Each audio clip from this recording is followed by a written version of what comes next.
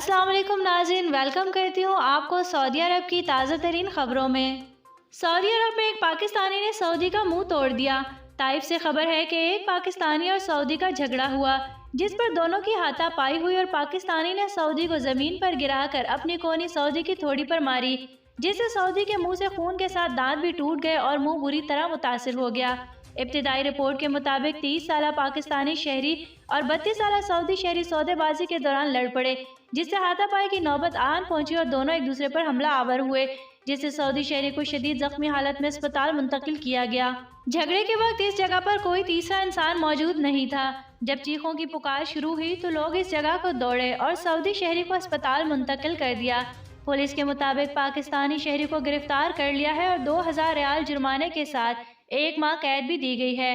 पाकिस्तानी शहरी के घर पर इत्तला कर दी गई थी। जुर्माना सजा मुकम्मल होने के बाद पाकिस्तानी शहरी को सऊदी अरब से बेदखल कर दिया जाएगा। नाज़रीन, वीडियो देखने का शुक्रिया। अगर आप हमारे चैनल पर नए हैं तो हमारे चैनल को लाइक एंड सब्सक्राइब कर दें, साथ में बेल आइकन को भी प्रेस कर दें ताकि न्यू आने वाली हर वीडियो का नोटिफिकेशन आपको मिल सके।